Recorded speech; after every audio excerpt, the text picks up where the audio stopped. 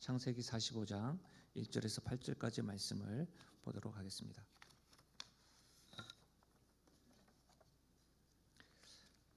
창세기 45장 1절에서 8절까지의 말씀 한 절씩 교독하시고 마지막 절은 함께 읽도록 하겠습니다. 45장 1절입니다. 요셉이 시종하는 자들 앞에서 그 정을 억제하지 못하여 소리질러 모든 사람을 자기에게서 물러가라 하고 그 형제들에게 자기를 알리니 그때에 그와 함께 한 다른 사람이 없었더라. 요셉이 큰 소리로 우니 애굽 사람에게 들리며 바로의 궁중에 들리더라. 요셉이 그 형들에게 이르되 나는 요셉이라 내 아버지께서 아직 살아 계시나이까. 형들이 그 앞에서 놀라서 대답하지 못하더라. 요셉이 형들에게 이르되 내게로 가까이 오소서. 그들이 가까이 가니 이르되 나는 당신들의 아우 요셉이니 당신들이 애굽에 판 자라. 당신들이 나를 이곳에 팔았다고 해서 근심하지 마소서. 한탄하지 마소서. 하나님이 생명을 구원하시려고 나를 당신들보다 먼저 보내셨나이다. 이 땅에 2년 동안 흉년이 들었으나 아직 5년은 밭갈이도 못하고 추수도 못할지라. 하나님이 큰 구원으로 당신들의 생명을 보존하고 당신들의 후손을 세상에 두시려고 나를 당신들보다 먼저 보내셨나니 그런즉 나를 이리로 보낸 이는 당신들이 아니요 하나님이시라. 하나님이 나를 바로에게 아버지로 삼으시고 그 온 집의 주로 삼으시며 애굽 온 땅의 통치자로 삼으셨나이다. 아멘. 저는 실제로 이번 기간 동안에 가장 염려되는 분들은 우리 믿음의 선배님들의 건강이 염려가 되고 우리 다음 세대들의 어떤 신앙의 중심이 흔들릴까 많이 염려가 됩니다. 이번 주에 어떤 일들이 있었냐면 우리 목사님들이 또 사역자들이 우리 어르신들을 이렇게 방문하고 인사를 드리는 시간들이 있었는데 우리가 좀 더 마음을 가지고 돌봐드려야 되겠다고 했지만 갔다 오고 난 이후에 잠시 우리가 나눔을 가졌을 때에 큰 은혜를 누렸습니다. 각자의 처소에서 많이 답답하시겠지만 교회에 대한 염려와 또 어떤 분들은 하나님 앞에 몇 주 동안 예배 드리면서 봉헌되어졌던 것들을 이렇게 모아서서 교육자들에게 또 수고한다고 이렇게 드려지는 모습을 저희가 듣고 제가 그 순간에 우리 교육자들과 이렇게 나눴습니다.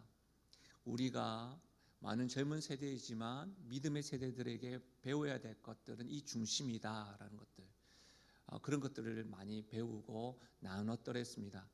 지금 우리 다음 세대들이 온라인에서 예배를 드릴 겁니다. 우리 아이들에게 중심 되신 그리스도 앞에서 우리의 중심으로 예배를 드리고 하나님 앞에 살아가는 모습을 잘 보여주는 기회로 삼으시고 또 정말 진짜 신앙이 어떤 것인지 보여줄 수 있었으면 좋겠습니다. 저희들이 요셉에 대해서 지금 배우고 있는데 12번째입니다. 저는 본문의 말씀을 가지고 가장 하기 힘든 일을 하다 용서라는 제목으로 말씀을 나누려고 합니다. 저는 실제로 이 TV를 즐겨보는 방송이 썩 많지는 않습니다. 이전에는 꼭 하나는 있었습니다. 무한도전이라고 하는 예능 프로였는데요. 최근에 집에 있다 보니까 잠시 쉴 때 TV를 딱 틀어보니까 이 무한도전 이전에 봤던 프로가 재방송을 하더라고요. 해외 극한 알바라고 하는 것들이 정말 봤던 건데 또 재밌게 봤었습니다. 여러분 사진 한번 보여드리면 여러분 이 사진은 인도 뭄바이 도비가트 빨래터입니다. 여러분 하루에 300벌을 세탁을 한대요. 계속 치고 세탁을 하고 또 당일날 배달을 한다고 합니다. 그 상황을 또 연예인들이 가서 경험하는 거, 알바하는 것을 보았습니다. 또 한 가지는요, 중국 원난성에 있는 이 가마굴인데 이 계단이 어마무시합니다. 두 사람이 가마에 사람을 태우고 무수한 계단을 올라가는 알바였습니다. 여러분 저는 이 프로를 보면서 와 세상이 넓다. 왜냐하면 저는 가보지 않은 곳이 너무 많다 보니까 물론 저도 즐겨보는 것 가운데 하나가 세계 여행 기행 뭐 이런 프로들 좋아하는데요. 참 넓다라는 생각뿐만 아니라 극한 일을 하는 분들이 굉장히 많으시구나. 사실 저 일을 하다가 죽겠다 싶을 정도로 고생이 많으시구나라는 생각도 하였습니다. 그러면서 여러분 인터넷 서핑을 하는데 이런 일을 하시는 분들을 보았습니다. 사진 하나 보실까요?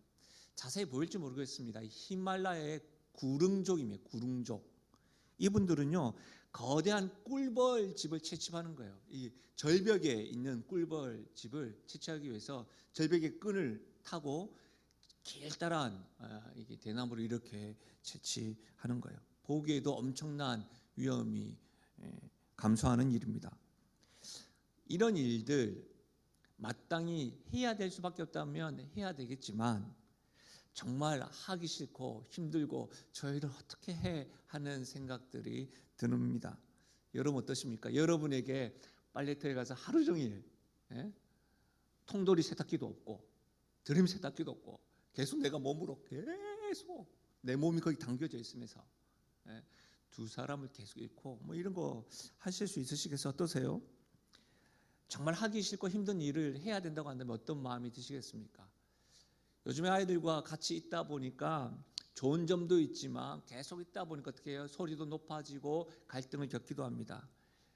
큰 아이들과의 갈등을 겪는 거 최고의 큰 갈등은 뭐냐면 스마트폰 사용에 대한 겁니다. 얼마나 이 부분 가지고 그만 좀 봐라.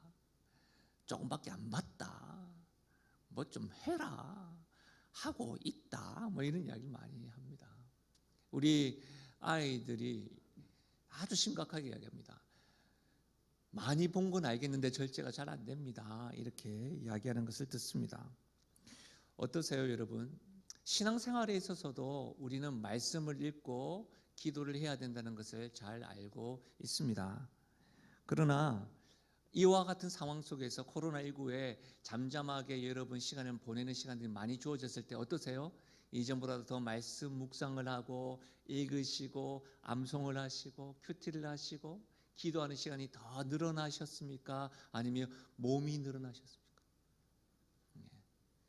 확진자, 확 찢었다는 분, 제가 여기 현장 예배 드린 분 한 몇 분 확 보입니다. 살천지도 보이는 것 같고 밤많이도 보이는 것 같은데 여러분 어떻습니까? 잘 안 통합니다. 어쨌든 여러분에게 있어서 가장 힘드신 일이 있다고 한다면 어떤 거예요? 사람마다 생각이 다 다르고 경험이 다 다양하기 때문에 각자의 생각이 다 다르겠지만 저는 용서가 가장 힘든 일 중에 하나라고 생각되어집니다. 오늘 말씀은 요셉이 형제들을 향해서 가장 힘든 일, 용서를 하고 있는 말씀입니다. 요셉과 형제들이 서로 껴안고 목 놓아 울면서 화해하는 한편의 드라마가 묘사되어져 있습니다. 45장 우리 읽진 않았지만 14절과 15절에 보면 이런 말씀이 있어요. 자기 아우 베냐민의 목을 안고 오니 베냐민도 요셉의 목을 안고 오니라. 요셉이 또 형제들과 입맞춤이 안고 오니 형제들이 그제야 요셉과 말하니라. 여러분, 저는 이 말씀을 통해서요, 용서에 대한 이해와 하나님께 주시는 분명한 은혜가 여러분의 삶 가운데 넘쳐났으면 좋겠습니다. 근데 어떤 이들은 이렇게 말하는 경우가 있어요. 일상에서 쉽게 하는 것이 용서인데 용서가 어떻게 가장 하기 힘든 일이냐고 반문할 수도 있습니다. 사실 일상적인 삶에서 용서라는 말은 종종 적절하지 않게 사용되는 경우가 왕왕 있습니다.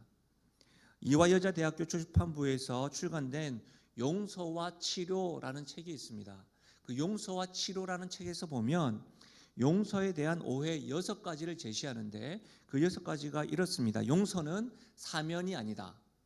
용서는 양해가 아니다. 용서는 묵인이 아니다. 용서는 정당화가 아니다. 용서는 화해와 다르다. 용서는 망각이 아니다 라고 되어져 있어요. 특별히 용서가 화해와 다르다라고 하는 이유는 뭐냐면 화해는 양방통행이 되는 것이지만 용서는 일방통행으로도 가능하다는 것이죠. 용서가 왜 망각이 아닐까요? 용서는 기억을 지우는 것이 아닙니다. 다시 말하면 용서는 용서하기 위해서 기억해내는 것이 용서라는 거예요. 45장 4절에 한번 보십시오. 우리가 읽었던 말씀인데요. 요셉이 형들에게 이르되 내게로 가까이 오소서. 그들이 가까이 가니 이르되 나는 당신들의 아우 요셉이니 당신들이 애굽의 판자라. 이 말씀을 가만히 보면 요셉이 그냥 형님 저 요셉입니다 라는 것으로 끝나지 않습니다. 어떻게 해요? 당신들이 나를 애굽에 팔았죠? 급한 사람입니다 라고 하는 것을 지금 말하고 있습니다. 여러분, 이것은요, 요셉이 자신을 밝히는 이유는 형제의 잘못을 지적하기 위함이 아닙니다. 용서하기 위해서 기억하고 표현하고 있는 것으로 이해할 수 있습니다. 여러분, 혹여라도 용서에 대한 6가지 오해, 이 오해 중에 여러분이 오해하고 있는 것 있나요? 그것이 어떤 것입니까? 혹 용서에 대해서 잘못 알고 있기 때문에 우리가 용서를 잘못하고 있는 것은 아닐까요? 그럴 수 있습니다. 오해가 있어서 용서를 하지 못할 때가 있습니다. 또 다른 이유가 있을까요? 저는 말씀을 통해서 이 말씀 안에서 용서가 힘든 이유가 무엇일까? 또 용서할 수 있는 이유에 대해서 살펴보면서 용기를 얻기를 바랍니다. 이와 같은 관점으로 먼저 여러분, 용서하기 힘든 이유가 뭘까요? 첫 번째는 이거예요. 상대방과 대면하는 것이 힘들어서 용서하기가 어렵습니다. 대면하기가 힘든 거예요. 여러분, 1절과 2절, 방금 우리가 읽었던 말씀이지만 1절과 2절을 우리 다시 한 번 더 읽어보도록 하겠습니다. 1절과 2절입니다. 함께 읽겠습니다. 시작. 요셉이 시종하는 자들 앞에서 그 정을 억제하지 못하여 소리질러 모든 사람을 자기에게서 물러가라 하고 그 형제들에게 자기를 알리니 그때에 그와 함께한 다른 사람이 없었더라. 요셉이 큰 소리로 우니 애굽 사람에게 들리며 바로의 궁중에 들리더라. 여러분, 이 모습은요, 지금까지 우리가 살펴봤던 요셉의 모습과 사뭇 다른 모습입니다. 무슨 모습이에요? 요셉이 지금 울고 있습니다. 자신의 정을 억제하지 못하여 소리 지르고 있습니다. 바로의 궁중에 들릴 정도로 정을 억제하지 못한 채 큰 소리로 울고 있습니다. 어쩌면 요셉은 시종들에게 자신의 눈물을 보여주기 싫었을지도 모릅니다. 굳이 형제들이 자신을 팔아서 형제들과 이렇게 좀 꼭 드러내고 싶지 않은 이와 같은 관계를 굳이 다른 이들에게 알리고 싶지 않았을지도 모릅니다. 어떤 이유에서든지 요셉이 지금 그 정을 억제하지 못하고 소리 지르며 큰 소리로 우는 것을 볼 때에 요셉에게서도 용서라는 것이 결코 쉽지 않았다는 것을 우리가 알 수 있습니다. 왜냐하면 용서는 앞에서도 살펴봤듯이 잘못한 일에 대한 망각이 아니요 묵인하여 잊어버리면 되는 일도 아니기 때문입니다. 우리가 요셉에 대해서 지금 12번째라고 하였는데 찬찬히 살펴보면서 알 수 있는 것은 뭐냐면 뼈에 새겨질 만큼, 뇌의 주름이 퍼질 만큼 요셉의 인생은 고통의 나날이었습니다. 그렇기 때문에 여러분, 구덩이에서 빠져서 울부짖을 때 형제들이 뭐 했죠? 음식을 먹었어요. 맞죠? 그런 고통, 노예로 살았던 것, 열심히 살았지만 주인에게 신뢰를 잊어버리고 또 감옥에 갔던 것들, 그런 것들 다 생각해 보면 결코 형제들을 용서하는 것이 쉽지 않음이 분명합니다. 하나님은 잊지 않으신다라고 하는 말씀에서 살펴봤는데 요셉은 애굽 생활하면서 결혼을 하고 가정을 이루면서 2자녀를 낳았다고 했습니다. 므낫셋과 에브라임, 기억나시는지 모르겠어요. 이 므낫셋의 이름의 의미가 하나님이 내게 내 모든 고난과 내 아버지의 온 집을 잊어버리게 하셨다. 에브라임은 하나님이 나를 내가 수고한 땅에서 번성하게 하셨다. 어려움 가운데 2 아들을 낳으면서 그의 이름으로 하나님을 찬양하고 하나님께서 나를 이곳까지 형통케 하셨다, 기억해 주셨다라고 2 아들을 통하여 상처 입은 마음이 회복되고 있음은 분명합니다. 만약 그렇지 않았다고 한다면 요셉은 자신의 인생에 대해서 해석은 하나님께 있습니다라고 고백하지 못했을 겁니다. 그럼에도 불구하고 요셉은 형제들과 대면하는 것이 무서웠습니다. 몇 번, 몇십 번 형제들과 대면하는 것을 상상했는지도 모릅니다. 그냥 본인만 묵인하고 또 망각하면 된다고 생각했는지도 모르겠습니다. 그러나 하나님께서는 이 요셉과 형제들을 만나게 하셨습니다. 이 만남은 형제들에게도 요셉에게도 반드시 필요하였기 때문에 하나님이 이 만남을 주선하셨습니다. 여러분 분명히 아셔야 됩니다. 하나님께서 하시는 일은 우연이 없습니다. 하나님의 생각은 우리와 다릅니다. 하나님의 길은 우리와 다릅니다. 하나님께서는 대면하는 것을 두려워하는 형제들에게도 요셉에게도 이 만남이 반드시 필요하다고 생각하셨습니다. 그래서 하나님이 주선하셨습니다. 이유가 뭘까요? 그것은 용서하기 힘든 두 번째 이유에서 분명해집니다. 용서하기 힘든 이유 두 번째는요, 용서받지 못함에 대한 두려움이 스스로 감옥에 가두고 있기 때문입니다. 용서받지 못함에 대한 두려움이 스스로 감옥을 가두기 때문입니다. 여러분 우리가 읽진 않았지만 잘 들어보십시오. 창세기 50장인데요. 50장 15절에서 19절 말씀인데, 요셉의 형제들이 그들의 아버지가 죽었음을 보고 말하되 요셉이 혹시 우리를 미워하여 우리가 그에게 행한 모든 악을 다 갚지는 아니할까 하고 요셉에게 말을 전하여 이르되 당신의 아버지가 돌아가시기 전에 명령하여 이르시기를 너희는 이같이 요셉에게 이르라. 내 형들이 내게 악을 행하였을지라도 이제 바라건대 그들의 허물과 죄를 용서하라 하셨나니 당신 아버지의 하나님의 종들인 우리 죄를 이제 용서하소서 하매 요셉이 그에게 하는 말을 들을 때에 울었더라. 그의 형들이 또 친히 와서 요셉의 앞에 엎드려 이르되 우리는 당신의 종들이니이다. 요셉이 그들에게 이르되 두려워하지 마소서 내가 하나님을 대신하리이까. 여러분 이 말씀 이해하시겠어요? 제가 쓱 지나 읽어가지고 이해하시는지 잘 모르겠습니다. 야곱이 죽었습니다. 이 형제들은 야곱이 죽었으니까 요셉이 또다시 자신들을 괴롭히고 또 어떻게 자기들에게 형벌을 가할까? 왜 자기 죄를 아니까요. 두려워 떱니다. 그래서 어떻게 합니까? 요셉에게 먼저 말을 전합니다.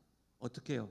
아버지의 유언, 형제들 용서하라고 하는 아버지의 유언을 기억해 주십시오라고 하면서 그들이 뭐라고 이야기했냐면 당신의 아버지가 돌아가시기 전에 이런 말을 하셨어요. 우리 용서해 주세요. 그 말 꼭 유언을 지키셔야 됩니다. 이 말을 했어요. 종들로 인하여 그 말을 들었던 요셉이 울었습니다. 울었다는 소식을 듣고 이제 그들이 요셉 앞에 와서는 어떻게 합니까? 우리는 당신의 종입니다. 용서해 주세요. 여러분 그런 말입니다.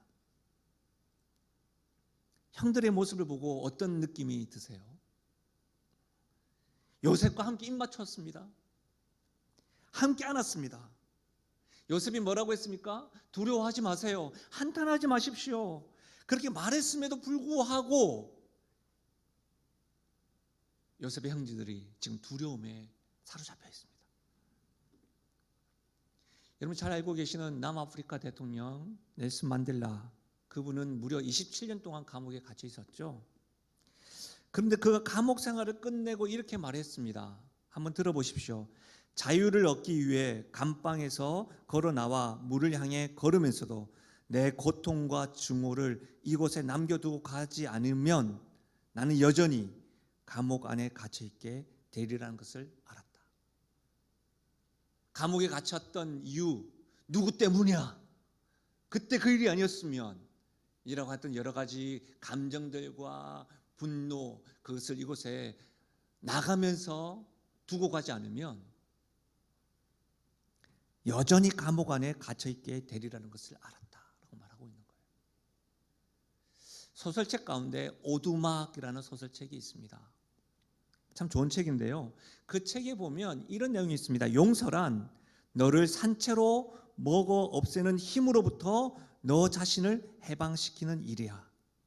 또한 완전히 터놓고 사랑할 수 있는 너의 능력과 기쁨을 파괴하는 것으로부터 너 자신을 해방시키는 일이야. 뭐가요? 용서가요. 사랑하는 여러분, 용서는 망각이나 묵인으로 해결되는 것이 아닙니다. 내가 용서하지 못하는 관계 그 자체가 감옥이기 때문입니다. 용서는 그 감옥에서 자유를 얻게 합니다. 그래서 하나님은 어떻게 해요? 요셉을 그 상처의 감옥에서 그대로 두고 싶지 않았습니다. 그래서 형제들과 요셉을 만나게 하셨습니다. 이것은 형제들도 마찬가지인 것이죠. 사랑하는 여러분, 상대방과 대면하기 힘들어서 용서하기를 포기하고 잊어버리려고 스스로 애쓰고 있으십니까? 얼마나 힘드세요? 먼 발치에서 상대방의 발자국 소리만 들려도 흠씬 놀라고, 어떤 모임 장소에서 상대방이 있다는 소리만 들어도, 그들의 이름이 뜨는 전화번호만 떠도 나도 모르게 서성거리고 있지는 않으십니까? 주변인으로 맴돌다가 스스로 담을 쌓고 동굴로 들어가지는 않으십니까? 그러다가 혹 요셉처럼 감정이 억제되지 않아서 큰 소리로 울고 분노하고 이를 얼마나 우리는 반복해야 할까요? 스스로 감옥에서 벗어나시려고 애쓰고 있으시지요? 스스로 갇혀 울고만 있지는 않으신가요? 특별히 여러분, 시간이 오래 흘렀음에도 불구하고 가족들을 용서하지 못하는 그 마음으로 눈물 지으시고 스스로 갇혀 있지는 않으십니까? 가족 관계를 어찌할 수 없잖아요. 그래서 쇼윈도우 가족처럼 보내고 있지는 않으십니까? 직장 상사와 동료들로 인해서 그냥 어떤 관계는 맺지 아니하고 이렇게 선을 그어서 그 선만을 유지한 채 생활하고 있지는 않으신가요? 혹여라도 여러분, 저는 알지 못하고 아무도 알지 못하지만 어느 누구에게 말할 수 없는 잔인하고 무자비한 일을 당해서 그것이 너무 큰 상처가 되어서 인간관계 자체를 여러분 선을 그어서 생활하는 분은 없으십니까? 저는 오늘 분명하게 살아계신 하나님께서, 성령 하나님께서 여러분에게 회복의 은혜요, 치유의 역사가 여러분의 삶 전반에 흘러넘치는 은혜가 있기를 주의 이름으로 축원드립니다. 그렇다면 우리는 지금 용서하지 못할 이유를 살펴봤는데 참으로 용서가 가능할까요? 하나님께서 요셉을 통해서 우리에게 말씀하시는 것, 저는 이 본문 안에서 중심으로 두 가지를 말씀드리려고 합니다. 용서가 가능할까요? 첫 번째로 이 질문의 이 말씀은 하나님의 시각으로 삶을 해석할 때 용서가 가능하다고 말씀합니다. 용서가 가능합니까? 라고 하는 질문 앞에 하나님은 하나님의 시각으로 삶을 해석할 때 가능하다라고 말씀하는 거예요. 여러분, 우리가 읽었던 말씀입니다. 5절, 우리가 읽었던 말씀을 다시 한번 더 읽어볼까요? 5절 그리고 7절과 8절인데요. 같이 읽겠습니다. 시작. 당신들이 나를 이곳에 팔았다고 해서 근심하지 마소서, 한탄하지 마소서. 하나님의 생명을 구원하시려고 나를 당신들보다 먼저 보내셨나이다. 7절과 8절입니다. 하나님이 큰 구원으로 당신들의 생명을 보존하고 당신들의 후손을 세상에 두시려고 나를 당신들보다 먼저 보내셨나니, 그런즉 나를 이리로 보낸 것이 당신들이 아니요 하나님이시라. 하나님이 나를 바로에게 아버지로 삼으시고 그 온 집의 주로 삼으시며 애굽 온 땅의 통치자로 삼으셨나이다. 여러분 아시겠어요? 하나님의 큰 구원의 계획 가운데 요셉을 사용하셔서 애굽의 가정, 야곱의 가정을 애굽으로 인도하셨고, 그로 인하여 이스라엘 백성들이 가장 부강한 나라 애굽에서 번성하여 출애굽 될 때까지 안전하게 보호받았다는 거예요. 인도하셨다는 거예요. 요셉은 지금 어떻게 해석하고 있습니까? 역사학자들의 시각이 아니라 하나님의 시각으로 자신의 고통의 세월을 해석하고 있어요.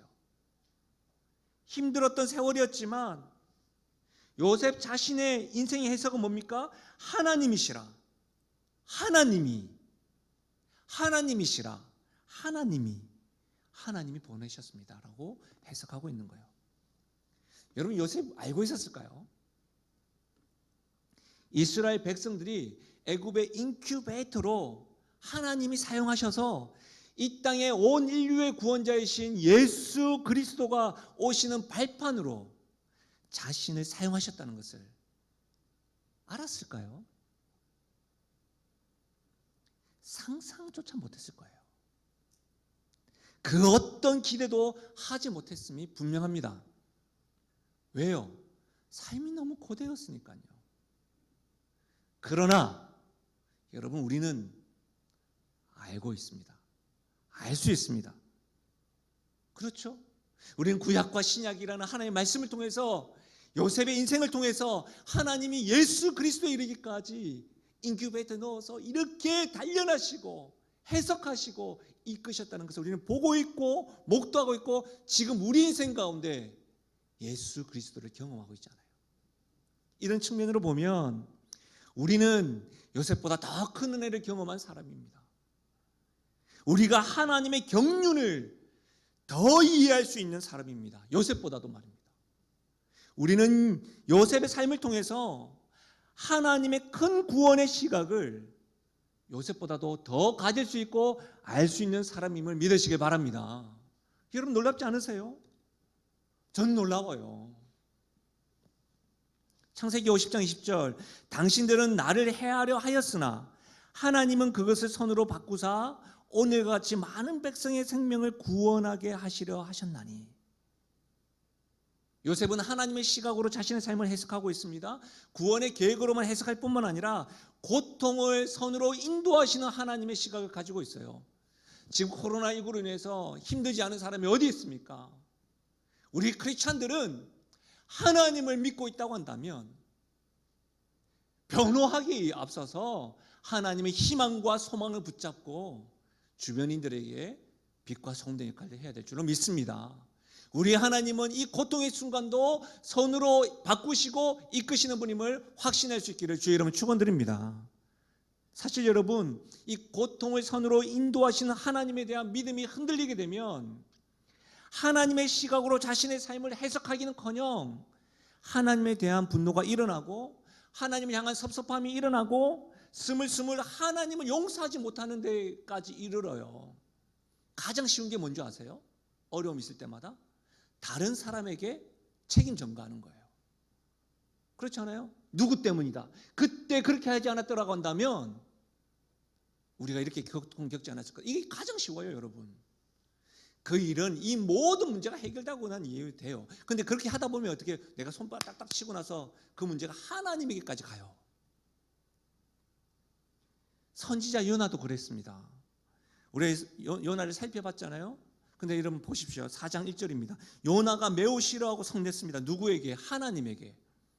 여호와께 기도하여 이르되 여호와여, 내가 고국에 있을 때에 이러하겠다고 말씀하지 아니했나이까? 그러므로 내가 빨리 다시스로 도망하였사오니 주께서는 은혜로우시며 자비로우시며 노하기를 더디하시며 이내가 크시사 뜻을 돌이켜 재앙을 내리지 아니하시는 하나님인 줄 내가 알았나이다. 여호와여, 원컨대 이제 내 생명을 거두어 가소서. 하나님, 원통합니다. 사는 것이 죽는 것보다 남습니다.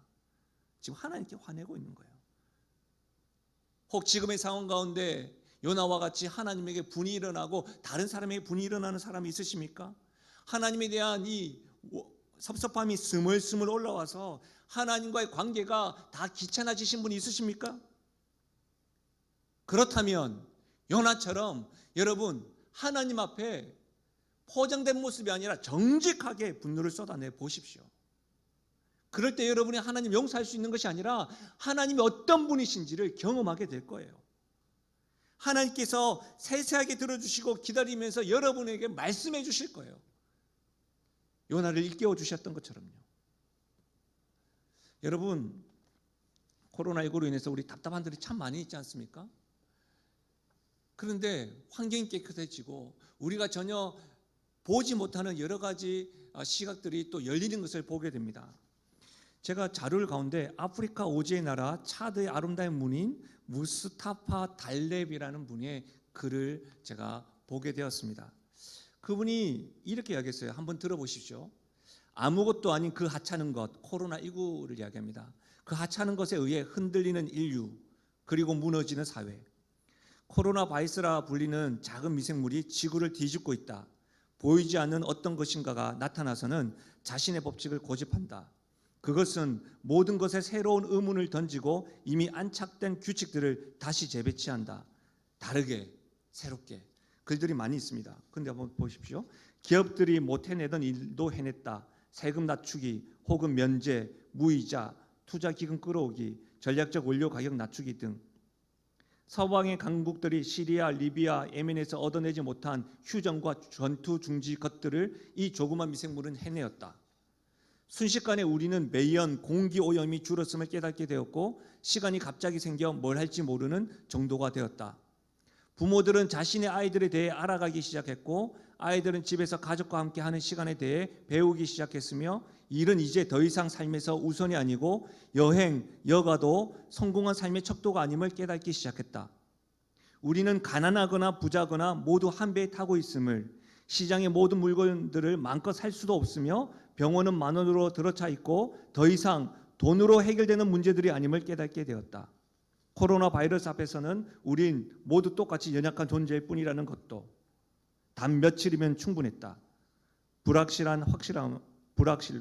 확신이 불확실로, 힘이 연약함으로, 권력이 연대감과 협조로 변하는데 이런 글들이 있더라고요. 여러분 무슨 말입니까? 다른 시각으로도 보인다는 말이에요. 조금만 다르게 보아도 세상이 달리 보인다는 거예요. 이 글을 같이 나눴던 목회자 한 분이 이렇게 말하더라고요.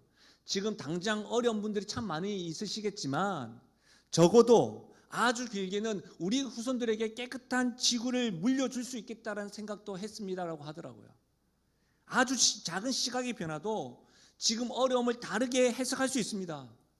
그렇다면 여러분, 우리 가운데 하나님의 시각으로 삶을 해석할 때 어떤 일들이 일어날까요?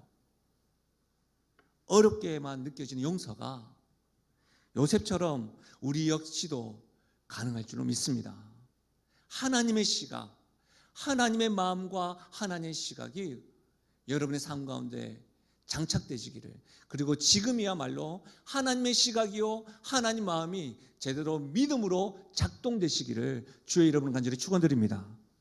두 번째로 용서가 가능할까요? 라고 하는 질문 앞에 하나님의 용서하심을 경험할 때 용서가 가능합니다. 우리 힘이 아니라 하나님의 용서하심을 경험할 때 가능하다는 거예요. 창세기 50장 17절 우리 요셉에 대해서 계속해서 살펴보고 있는데요. 이렇게 됐어요. 너희는 이같이 요셉에게 이르라. 내 형들이 내게 악을 행할지라도 이제 바라건대 그들의 허물과 죄를 용서하라 하셨나니 당신의 아버지의 하나님의 종들인 우리 죄를 이제 용서하소서 하매 요셉이 그들이 그에게 하는 말을 들을 때 울었더라. 요셉의 형제들이 요셉에게 아버지의 유언을 지금 말하고 있는 거예요. 자신을 신뢰하며 못해서 요셉이 이전에 끌어안고 한탄하지 마세요, 잊어버리세요 했던 형들이 자신을 신뢰하지 못하며 지금 어떻게 해요? 또 형들의 모습이 안타까워서 요셉이 보여진 행동이 뭐예요? 울어요. 자신이 그들을 용서했음을 다시 한 번 더 반복해서 뭐라고 이야기합니까? 이제 용서합니다, 걱정하지 마십시오 라고 말하고 있는 거예요. 근데 여러분, 저는 여기에서 제 모습이, 우리의 모습이 오버랩 되더라고요. 형제의 모습에서 우리의 모습이 오버랩 되더라고요. 무슨 말입니까? 우리가 종종 하나님을 대하는 방식 정확하게 일치하지는 않는지 점검해 보면 좋겠습니다. 우리는 하나님이 우리의 죄를 위하여 예수 그리스도를 십자가에서 피 흘려 죽으심으로 우리를 용서하실 뿐만 아니라 우리를 의롭다 하시기 위하여 그 예수 그리스도가 십자가 일을 걷는 것으로 끝나지 않고 부활하셨음을 우리는 말씀을 통해서 확신하고 그 약속을 잘 알고 있음에도 불구하고 여전히 우리는 믿지 못하고 불안해서 용서해달라고 매달리고 있는 우리의 모습이 형제들의 모습과 크게 다르지 않구나라고 하는 것들이 제가 말씀을 보면서 묵상하게 되고 대면하게 되더라고요. 요셉을 신뢰하지 못하고 요셉의 용서를 받아들이지 못하는 형제의 모습이, 우리가 하나님을 신뢰하지 못하고 십자가의 사랑과 십자가의 공의를 전적으로 믿지 못하는, 그래서 벌벌 떨고 있는 우리의 모습은 아닌지 정직하게 대면해 보십시오. 하나님의 말씀입니다.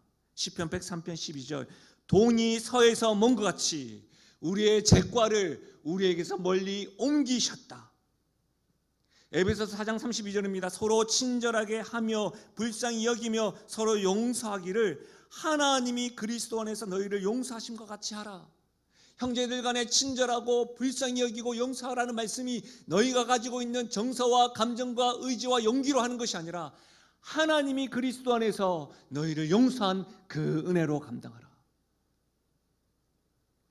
골로새서 3장 13절에 누가 누구에게 불만이 있거든 서로 용납하여 피차 용서하되 주께서 너희를 용서하신 같이 너희도 그리하라.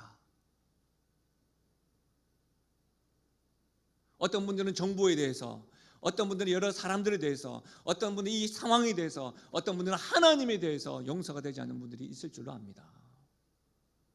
그러나 하나님 말씀입니다. 교회된 우리들은 지금 우리가 어떤 것들 이야기하는 것이 아니라 하나님의 용서를 받은 사람이라고 한다면 잠잠히 우리가 빛과 소금의 역할들을 감당하면서 주의 말씀 앞에 용서하기로 작정하고 긍휼히 여기기로 작정하고 사랑하기로 작정해야 될 줄로 믿습니다. 여러분, 제가 이번 주에 한 아버지가 자녀를 혼내는 모습을 봤어요. 경험했어요. 무슨 일인지는 모르겠지만 몹시 화가 난 모습이었어요. 몸을 벌벌 떨면서 그 아버지가 그 아이에게 분노가 극도로 상승됐을 때 하는 말을 들었어요. 어떤 말인 줄 아세요? 예수는 내가 믿고 너가 덕은 네가 본다. 만약 내가 예수를 안 믿었으면 넌 오늘 끝장났을 거야. 이렇게 이야기하는 걸 들었어요. 그 말이 굉장히 많이 듣던, 우리 한국 교회사 가운데도 그런 일들이 있는데요, 그 말이 굉장히 많이 오래 남더라고요. 예수는 내가 믿고 덕은 너가 보는 거야. 내가 만약 예수 안 믿었으면 너 오늘 이 잘못은 너 끝장났을 거야. 사랑하는 여러분, 하나님이 우리를 용서하셨습니다. 하나님이 나를 긍휼히 여기셔서 독생자 아들 예수 그리스도를 우리에게 주셨습니다. 이 사실을 확신하고 믿을 수 있기를 바랍니다. 우리는 하나님의 긍휼하심을 받은 자요, 하나님의 사랑을 받은 자요, 하나님의 용서를 받은 하나님 백성이요 자녀입니다. 그 긍휼하심과 사랑으로 용서받은 나이기에 나의 힘이 아닌 하나님이 베풀어 주신 사랑과 용서로 우리도 그렇게 사랑하고 용서할 수 있는 것입니다. 말씀을 마무리하겠습니다. 우리 주변에 일어난 이런 일들을 접하면, 여러 가지 일들을 접하면 과연 내가 가능할까라고 하는 생각이 들 때가 있습니다.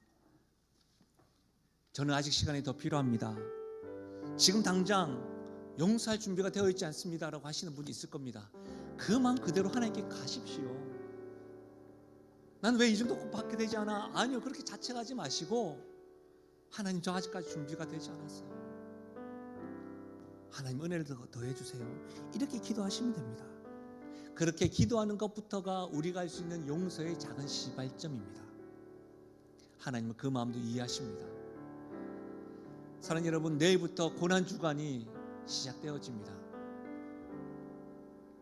어떤 의미에서는 죽을 수밖에 없는 우리들을 용서하시는 한 걸음 한 걸음을 걸으시는 날이 바로 내일부터 시작되는 고난주간입니다. 5일날 예배로 드리지만 아침 저녁으로 우리는 이번 한 주간 동안 특별히 하나님의 사랑과 용서하심을 깊이 경험하길 원합니다.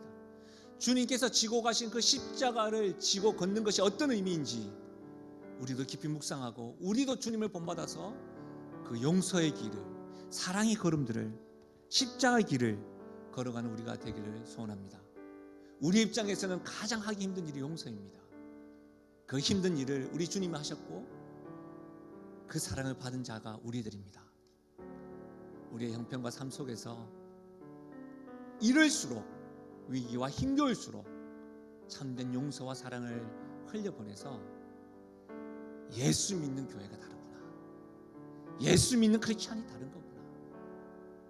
그래서 빛과 성도의 역할들을 잘 감당하며 나아가는 우리가 모두가 되시기를, 또 주의 사랑과 용서를 경험하시기를 주의 이름으로 간절히 축원드립니다. 우리 이 시간 말씀을 생각하시면서 우리 찬송 부르며 나가실까요? 소옥제하신 구세주는 내가 찬송하리.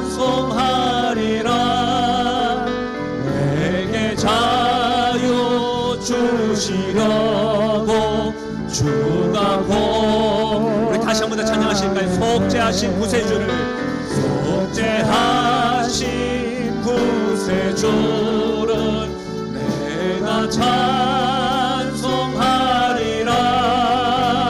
내게 자유 주시려고 주가 고난당 크신 사랑 크신 사랑 찬양하리. 나의 죄 하시려고 십자가에 돌아가 나의 주 찬양. 다시 한 번 더 속죄하신 구세주를 속죄하신 구세주를 내가 찬송하. 내게 자유 주시려고 내게 자유 주신 주가 고난당하셨네. 주가 고난당 크신 사랑 크신 사랑 찬양하리. 나의 죄 사하려고 십자가에 돌아가신 나의 주 찬양 크신 사랑 찬양하리. 크신 사랑 찬양하. 나의 죄 사하려고 십자가 나의 주 찬양하리. 나의 주 우리 마지막으로 찬양하실까요? 크신 사랑 찬양하리. 크신 사랑 찬양하리. 나의 죄 사하려고 십자가에 돌아가신 나의 주 찬양하리. 그 어려운 용서를 우리 하나님은 우리를 사랑하셔서 아들 예수님을 통해서 하셨습니다. 대면하기 힘들고 스스로 우리가 감옥을 만들어서 용서가 참 많이 힘든 건 사실입니다. 그러나 용서가 가능할까요? 라는 질문 앞에 하나님이 계시면, 하나님 용서가 있으면, 하나님의 그 사랑이 있으면 제가 아직 준비되어 있지 않지만 용기 낼 수 있습니다라고 하는 그 고백이 특별히 이번 한 주간 동안 넘치길 소원합니다. 무엇보다도 하나님의 용서와 사랑을 이 힘겨운 가운데서도 잊지 아니하시고 베풀어 주신 그 사랑으로 말미암아 용기 가득하시는 한 주간 되시기를, 사랑하는 우리 성도들 되시기를 주의 이름으로 간절히 축원드립니다.